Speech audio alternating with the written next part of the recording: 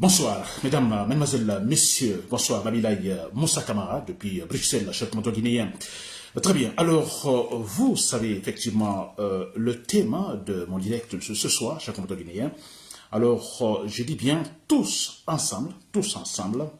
Alors, combattons Mamadi Doumbouya pour une Guinée réellement démocratique. Tous ensemble, je dis bien, tous les Guinéens, sans considération ethnique, combattons Mamadi Doumbouya pour une Guinée réellement démocratique. Voilà, c'est le thème en fait de mon direct de ce soir, chers Guinéens. Vous le savez, nous sommes à un stade de notre processus de démocratisation, et disons un stade crucial, importantissime, chers Guinéens. C'est très important. Alors, j'insisterai beaucoup dans ce direct en disant sans considération ethnique, il n'est pas question donc des ethnies. N'est-ce pas? Très bien. Voilà, pour les détails, chers Guinéens, vous le savez très bien que la transition de Mamadi Doumbouya donc prend fin donc bientôt, dans quelques heures, c'est vrai. Alors, nous savons tous les engagements en fait sont là. Un pays se fait respecter par la consistance de ses valeurs. La Guinée se fera respecter par, disons, le respect de ses engagements.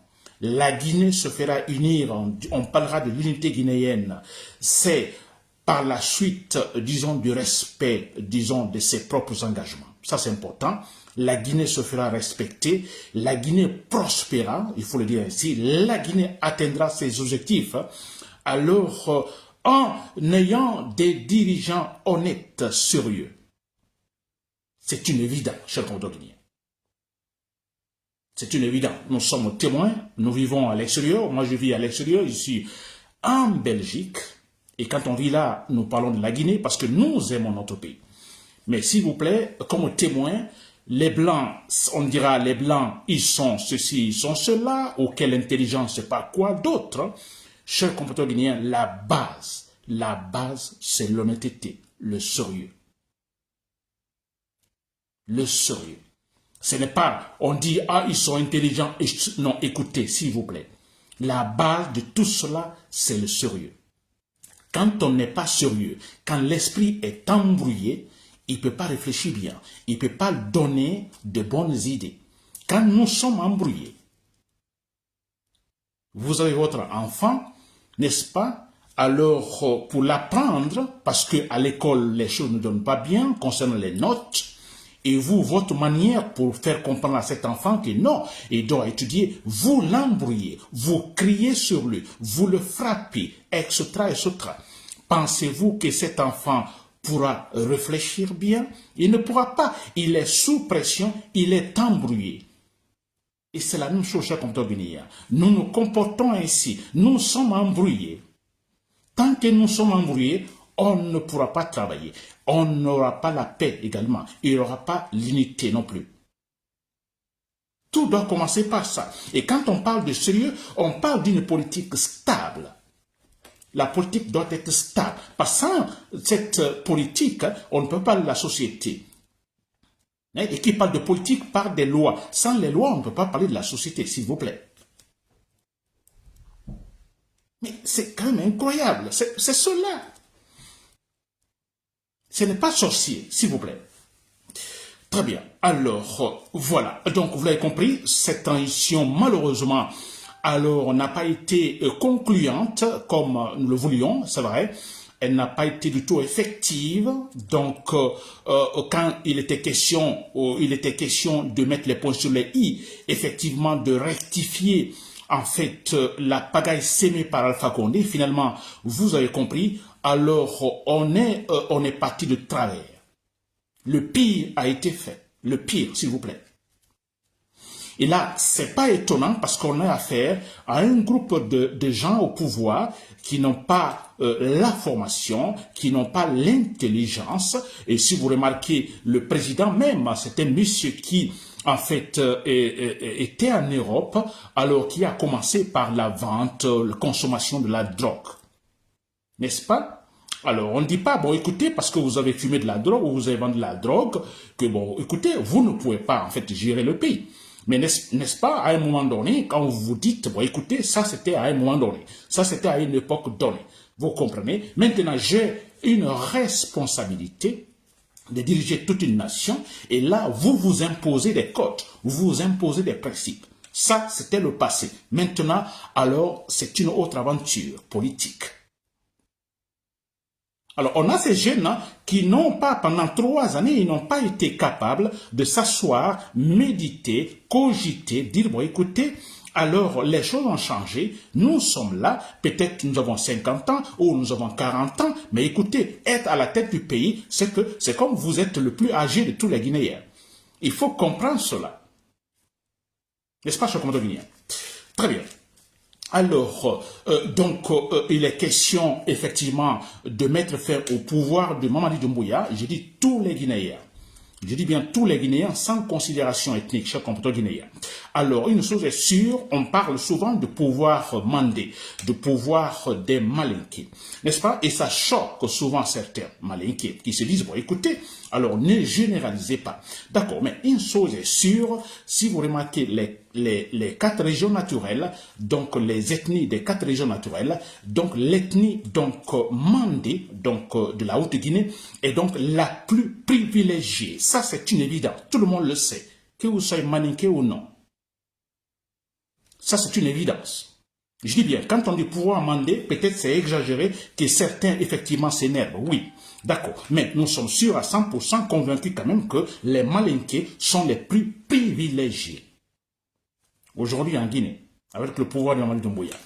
Donc, d'où la conclusion, un pouvoir malinqué. D'où la conclusion, s'il vous plaît. Alors, ceux-là qui s'énervent en employant l'expression pouvoir malinqué, alors je vais m'adresser également à vous, ça, tout le monde, je dis tous ensemble, combattons Mamadi Doumbouya pour une Guinée démocratique. Alors, vous n'êtes pas d'accord, mais vous savez quand même que les malinqués sont les plus privilégiés. Alors, écoutez, ensemble, nous combattons Mamadi Doumbouya. Ensemble, nous le combattons pour une Guinée réellement démocratique, s'il vous plaît. Et quand je dis la démocratie, s'il vous plaît, en fait, les gens naïfs ne le savent pas parce que les gens ont, en fait, finalement, c'est pas qu'est-ce qu'ils ont dans la tête, parce que ça m'étonne, il y a même certains qui sont dans les universités guinéennes qui ont cet esprit-là, la démocratie, non. Mais écoutez, que voulez-vous, la démocratie à l'européenne, à l'occidentale, etc., etc. Mais moi, je me demande quelle sorte d'études ces gens-là mènent là-bas dans les universités. Mais c'est quand même incroyable qu'un étudiant soit capable de raisonner ainsi. Parce que pour pouvoir raisonner ainsi, alors cherchez à savoir c'est quoi d'abord la démocratie, s'il vous plaît.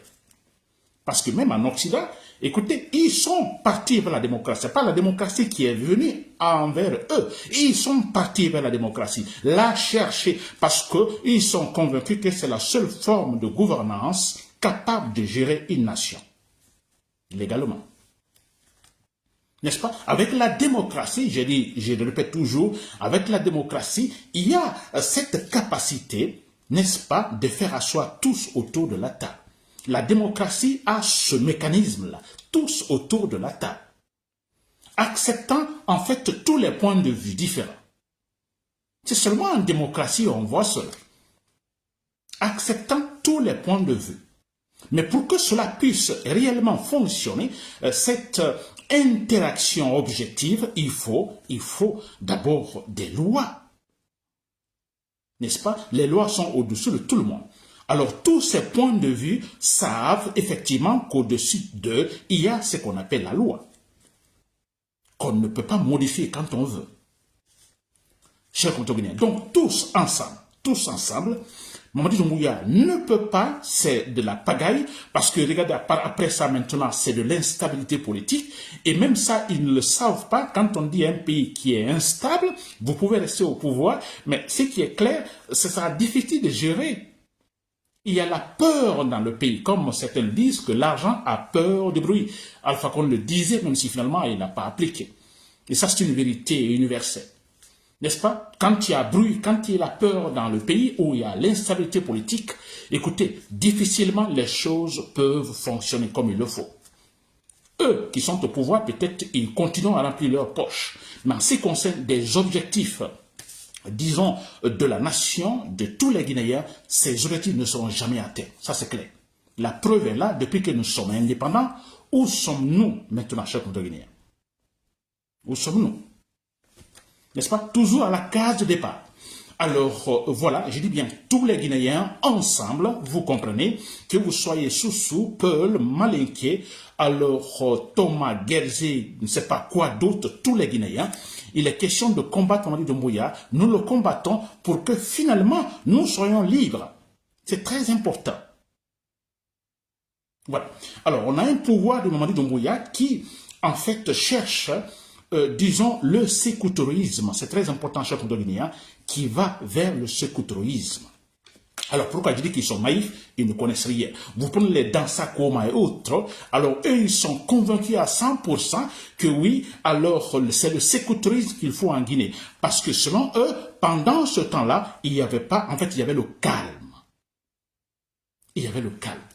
Mais c'est logique qu'il y ait du calme dans une dictature. Mais c'est vrai. Dans une dictature, c'est normal. Vous n'êtes pas libre. Vous soulevez la tête et puis voilà, vous êtes bastonné tout de suite.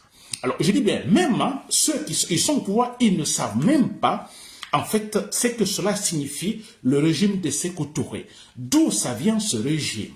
Et comment Sékou Touré est devenu dictateur? Ils ne le savent pas. Franchement, ils ne le savent pas et c'est ce qui me fait pitié, c'est grave. Chers compatriotes guinéens. Très bien. Alors, moi, je vais leur dire encore, je vais répéter parce que j'ai dit plusieurs fois, Sékou Touré, écoutez, était un syndicaliste, vous comprenez, donc qui a évolué dans, disons, dans un système purement libéraliste. N'est-ce pas? Avec la France, parce qu'on était colonisé par la France. Sékou Touré, et je crois qu'il a fait sa formation, alors ses activités syndicalistes, tout ça libre.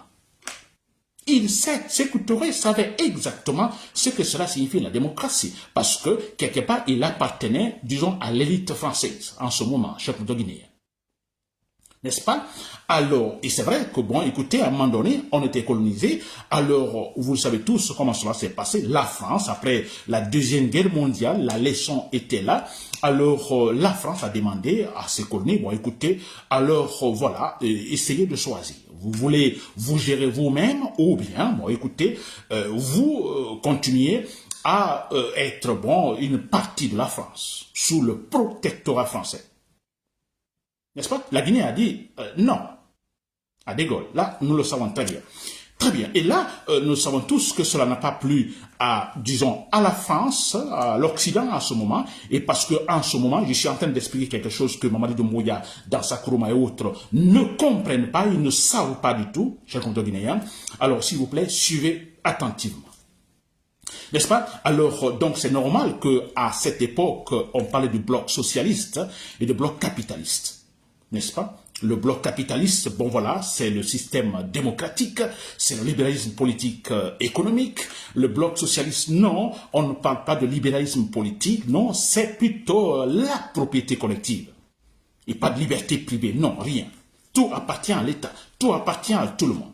Vous voyez, donc il y avait ce problème-là qui est provenu, donc ce problème qui disons, était en fait, disons, le résultat, disons, de la fin de la guerre, donc de la chute de Hitler après la Deuxième Guerre mondiale. Parce qu'après la Deuxième Guerre mondiale, c'est en ce moment on a noté l'apparition de ces deux blocs, capitalistes et socialistes, chers compatriotes guinéens. Vous comprenez? Je reviens en Guinée. Alors voilà, donc nous avons dit non à De Gaulle, cela n'a pas plu à De Gaulle, cela n'a pas plu à l'Occident, vous comprenez? Alors bon voilà, c'est de bonne guerre. Parce que déjà, ils se disent, mais écoutez, nous sommes dans ce grand combat des blocs où tout le monde veut avoir plus de pays dans son camp, vous comprenez. Alors, on a la Guinée dans la sous-région, alors ouest africaine, qui seule dit non à De Gaulle, à l'Occident. C'est-à-dire dire non au bloc capitaliste, c'est ce que cela signifie.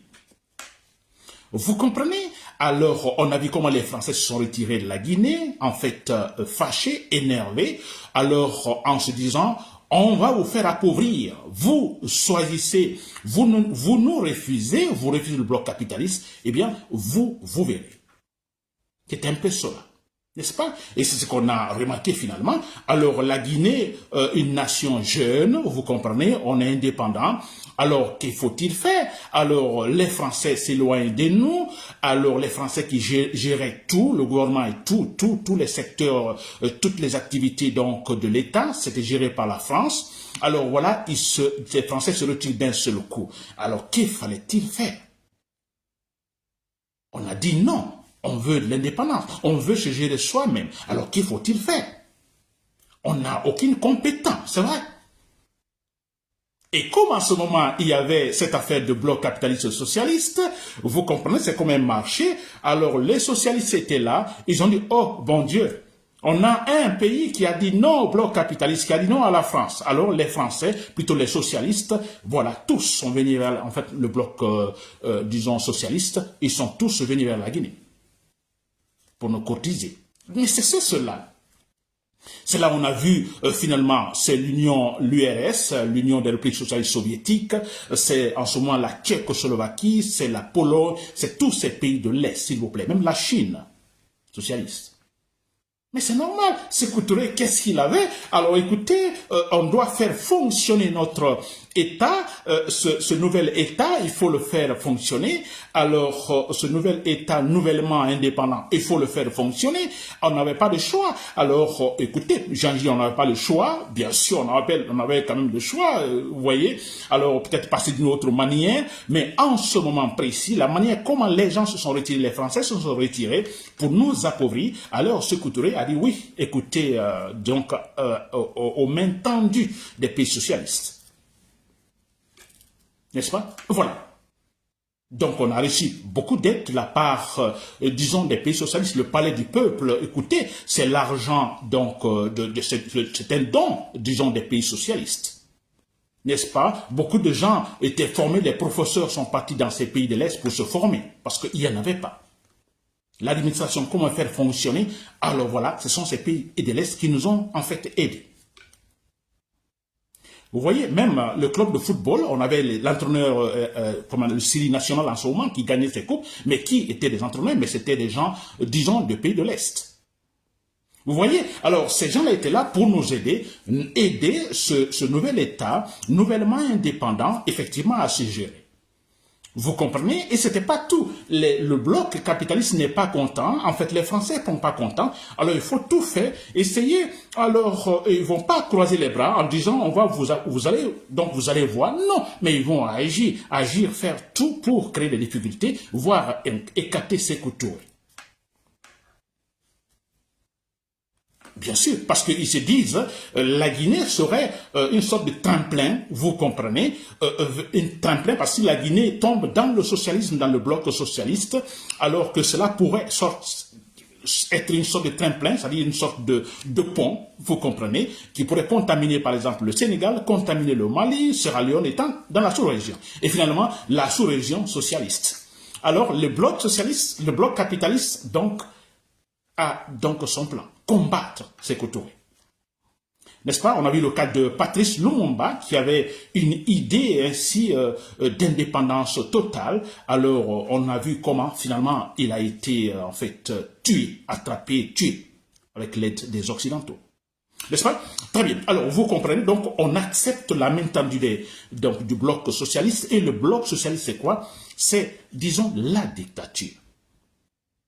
On ne parle pas de libéralisme politique, on ne parle pas de libéralisme économique.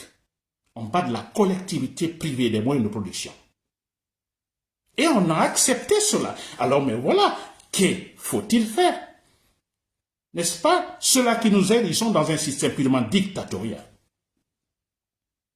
N'est-ce pas? Et il y avait pas mal de tentatives également d'empêcher Sékou Touré, n'est-ce pas, donc dans sa nouvelle fonction. Parce qu'on se dit, en éliminant Sékou Touré, bon voilà, la Guinée pourrait peut-être retourner au bloc capitaliste. N'est-ce pas? Alors, pour moi, si vous m'avez compris jusque-là, je ne vais pas rentrer dans tous les détails. Alors, pour moi, Sékou Touré, ça c'est mon analyse, hein, et ça c'est, je vous assure, c'est rationnel. Sékou Touré qui a, disons, appris tout dans le système capitaliste, le libéralisme, c'est un syndicaliste, c'est vrai, alors qui tout d'un coup tombe dans la dictature. Ça a été un choix volontaire de Sékou Touré de tomber dans la dictature? Est-ce un choix? Sékou Touré savait que le meilleur système politique, c'est la démocratie. Il le savait à 100%. Où allait-il se soigner? Ils partaient tous aux États-Unis. N'est-ce pas? Mais il était quelque part comme forcé, en fait, d'être dictateur. Donc, pour moi, c'était pas un choix volontaire. Même si on ne pardonne pas, une fois que vous êtes dictateur, on ne peut pas vous pardonner. N'est-ce pas? C'est un dictateur, il faut le combattre. Je suis contre Sékou Touré. N'est-ce pas? Mais est-ce un choix volontaire à ce moment?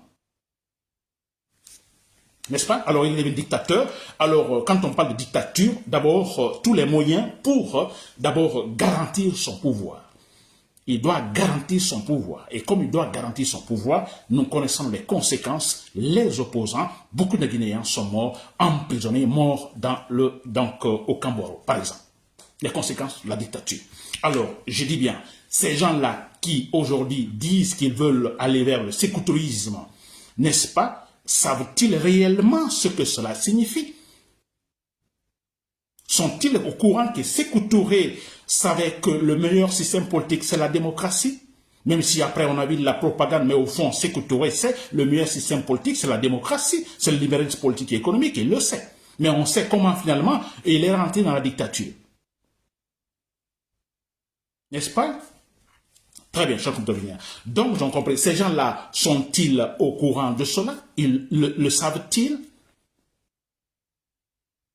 Le savent-ils, s'il vous plaît? Alors, vous réveillez Sékou Touré aujourd'hui. N'est-ce pas? Réveillons-le, Sékou Touré. Et si on le réveillait, n'est-ce pas? Sékou Touré aujourd'hui, il vient voir l'état du monde actuel au XXIe siècle. Vous lui demandez de faire un choix entre le système politique, donc les systèmes politiques socialistes et capitalistes, ou démocratiques. Nous lui posons cette question. Pensez-vous que Sékou Touré aurait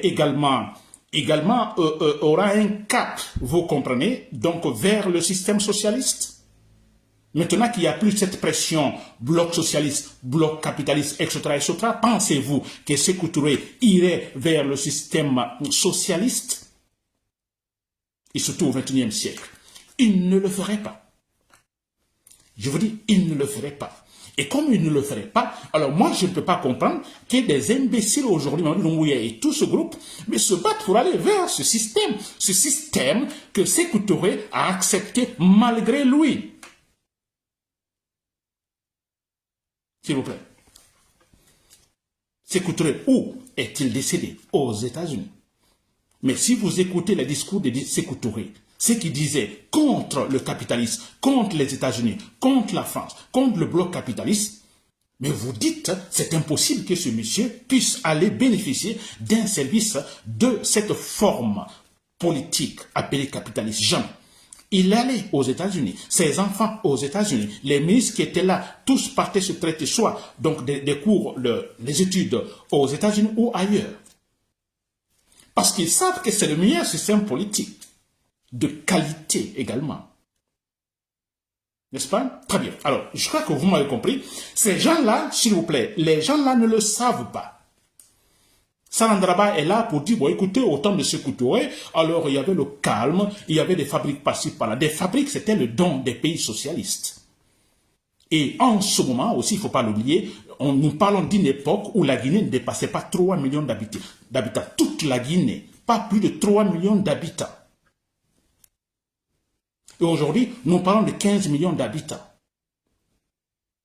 Et ils me disent, oh, c'était facile de gérer, alors il n'y avait pas de bruit, il n'y avait pas de conflit ethnique par-ci, par-là. Mais c'est normal. C'est normal. D'abord, dans la dictature, n'est-ce pas? Vous êtes forcé à accepter ce que le dictateur dit, n'est-ce pas? Et la Guinée, c'était combien de millions d'habitants? Je dis pas plus de 3 millions d'habitants. Allez-y sur Google, vous verrez. La Guinée, je dis difficilement on dépasse les 3 millions d'habitants. Et quand il y a eu le référendum, la Guinée, c'était, je crois, quelque chose de 2 millions d'habitants. Le référendum face à Dégor. Et les gens là au XXIe siècle veulent nous faire retourner à cette forme de gouvernance dictatoriale. Ce n'est pas, c'est un rêve, n'est-ce pas? Très bien, chers compatriotes guinéens, j'espère que vous m'avez compris jusque-là. Alors, voilà. Donc, si vous m'avez compris, nous comprenons totalement que ces gens-là, ils ne feront pas l'affaire des Guinéens. Ils ne feront jamais l'affaire des Guinéens. Ils sont là pour assouvir également les besoins personnels, c'est tout. Vous avez vu comment ils le font, n'est-ce pas? Et certains dans le régime de Mamadou Doumbouya qui ont compris, ils savent que cette forme ou cette politique que Mamadou Doumbouya cherche n'a pas d'avenir. Vous voyez, ils volent de l'argent. Ils doivent voler de l'argent parce qu'ils savent à tout moment c'est fini. Et quand c'est fini, nous connaissons la Guinée, on dira, c'est le parent qui dira, mais vous n'avez pas de la baraka, vous avez été au pouvoir pendant 3 années, qu'avez-vous fait? Absolument rien. Alors ils volent, ils vont voler. Alors nous voyons seulement une petite partie que nous voyons. Alors tous ils volent, ils garantissent effectivement l'après Mamadi Doumbouya. Ça c'est clair et net, cher compatriotes guinéens. N'est-ce pas? Très bien. Alors, je ne vais pas tout dire ici aujourd'hui, dans ce direct. Voilà, la forme de combat. N'est-ce pas? On va combattre Mamadi Doumbouya. Mais comment il faut le faire? N'est-ce pas? Alors, déjà, vous avez vu, en fait, les forces vives, les FNDC, les forces vives, la nation. Alors, vous avez vu ce document qui est passé. Alors, comment d'abord combattre donc ces dignitaires, donc en Guinée, parce qu'ils ont tous des parents à l'extérieur. Alors, les enfants à l'extérieur, ils ont des maisons à l'extérieur dans ces pays étrangers.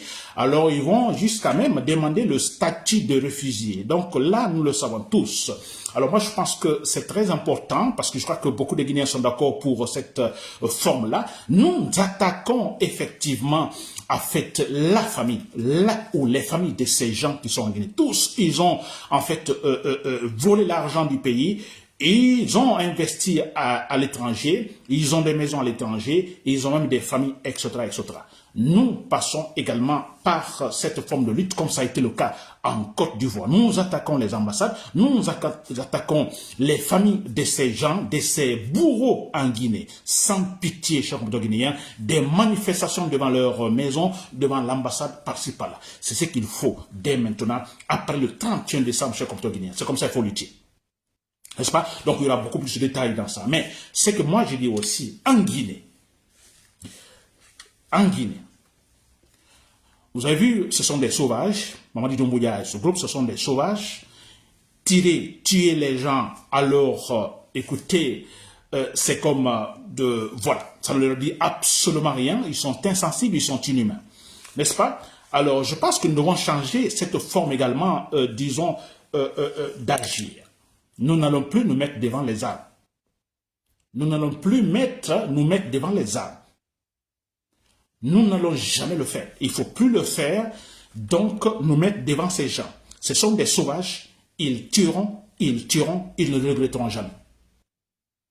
Peut-être qu'ils vont tomber, mais allons-nous continuer à accepter que des patriotes, des compatriotes tombent comme ça? Je pense que non. Alors moi, c'est mon idée, vous, en fait, vous en parlerez également. Il est question de passer par autre manière. Je dis bien, nous ne nous mettons jamais devant les armes. N'est-ce pas? Passons par autre forme de combat qui est, par exemple, soit de sabotage, de boycottage par-ci, par-là. Pas devant les armes. Là, on n'a pas des armes devant nous, nous agissons. Personne ne nous voit, etc., etc. Nous agissons. Il faut créer l'instabilité chronique en Guinée. Il est question de tout saboter, de tout boycotter en Guinée. Nous savons où ils logent, ces gens. Nous savons disons, ce qu'on appelle les faits de l'État. Nous comprenons les bâtiments de l'État, les véhicules de l'État, etc. Nous savons tous que certains diront, Nabila, et non, on ne peut pas casser les choses. Mais écoutez, pour faire les omelettes, on casse les œufs. N'est-ce pas? On va tout casser, on va tout reconstruire, il n'y a pas de problème. On reconstruira dans l'unité. On a cette capacité, une fois unis, on a cette capacité, cette volonté de tout reconstruire. Mais maintenant, il faut tout saboter, il faut brûler. Par exemple, je prends l'exemple des cas de chemin de fer, des trains qui arrivent, nous pouvons tout saboter, nous pouvons tout boycotter. Agissons ainsi. On ne se met jamais en groupe devant les militaires. Ils vont tirer, ils vont tuer, ils vont tuer. C'est des bourreaux, c'est des sauvages. Mais je vous assure, si nous continuons ainsi, chacun de son côté, la nuit, n'est-ce pas? Ou voilà, nous agissons ainsi, nous brûlons demain, aujourd'hui, il y a le feu à tel bâtiment, n'est-ce pas, de l'administration ou d'un administrateur, alors ils vont aller pour éteindre, demain il y a un autre foyer, après demain c'est un autre par-ci, par-là, vous verrez, chers compatriotes guinéens, je dis bien, ça c'est de notre part, étant des civils, des patriotes. Parce que le cas de Mamadi Doumbouya, là, je l'ai toujours dit, ce sera l'affaire des militaires, les patrons dans l'armée seront capables de régler son cas, par la méthode Bayré Mainassa. Chers compatriotes, c'est Nabil Kamara, depuis Bruxelles. Merci pour l'écoute. Voilà, bonsoir.